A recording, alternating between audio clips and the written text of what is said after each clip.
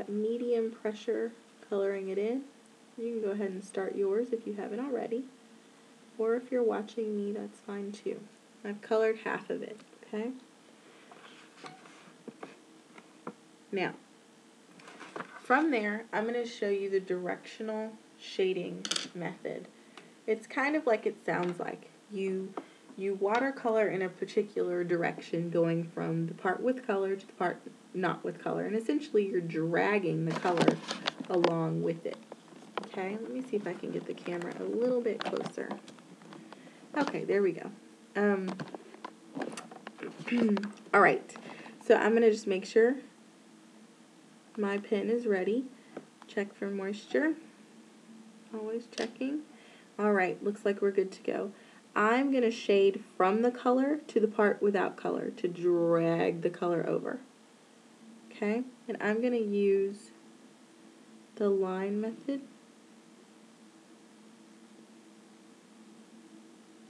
Okay.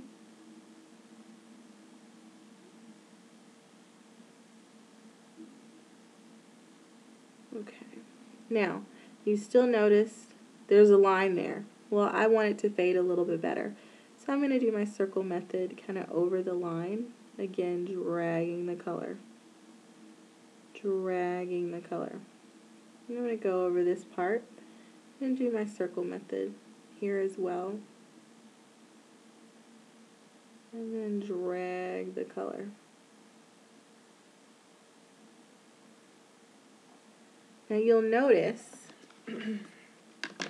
that dragging the color, you don't get even color. Okay, the part that you shaded is always going to be darker than the part that you didn't shade. That is directional shading. So if for whatever reason you want to intentionally drag your color and go from light to dark, you definitely can. This is a great way to make like a shadow, for example, on a drawing or on a stamped image. Okay, I'm going to go ahead and wipe off my brush, and I would encourage you to pause the video and try this on your own.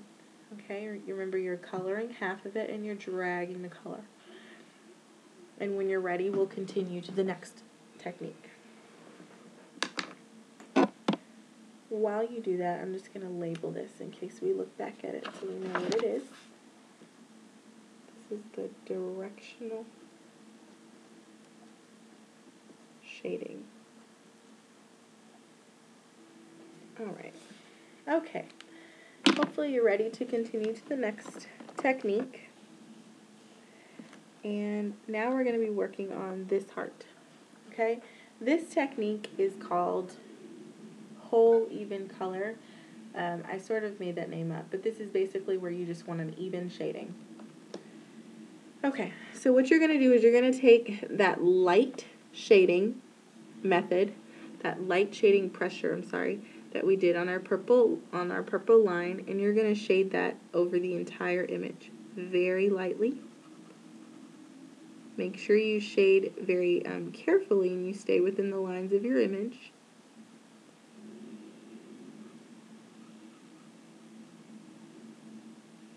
Okay. Now, once you're done with that, notice that it's evenly colored, okay? And it's also very light. Now you're going to take your pen, again checking for moisture, making sure it's clean. And I'm going to use the circle method because I find that going around edges is easier when you have the circle method.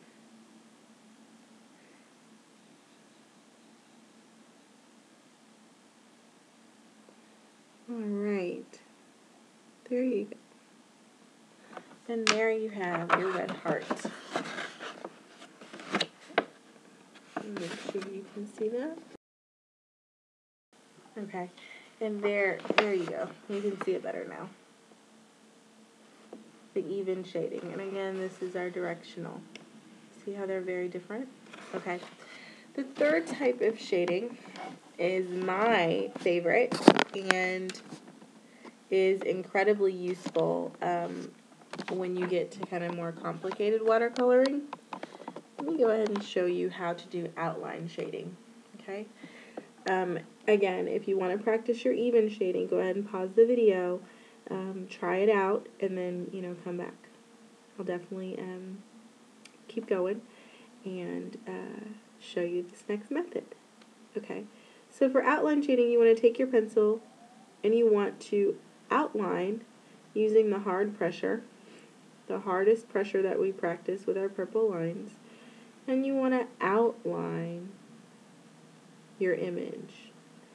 Now you're outlining the inside of where you want to color, okay? So instead of shading the whole thing in, you're outlining the inside with a good thick line. You don't want to do it too thin or you won't get enough ink. Alright, once it's outlined, let me show you what that looks like up close. Okay, then you want to take your water pen, check for moisture, make sure it's clean. And now I'm going to use the circle method and the dragging method. And you basically want to pull. Remember how the color reacts to the water. It turns into a paint. You want to pull that paint to the center. Okay? Here we go. I'm going to start with a circle around the edge. Circle around the edge.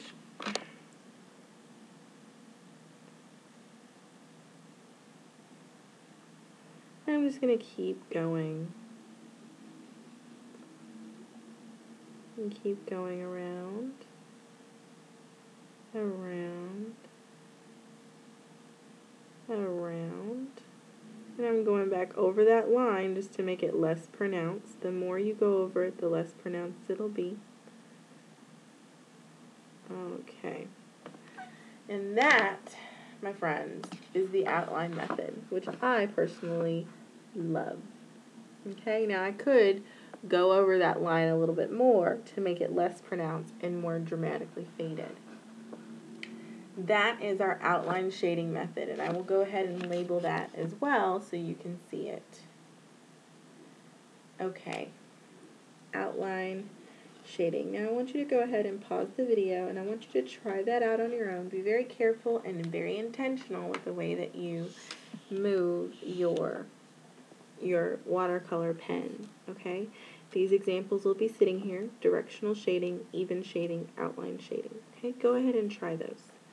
Practice them as much as you need to, and then we'll move on.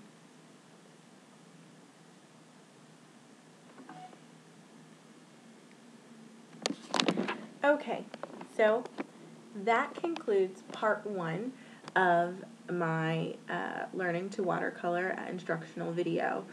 Just to recap, in this video we learned how to understand the pressure of the pencil and how it influences how much color or how dark or how pronounced the color is when it comes out.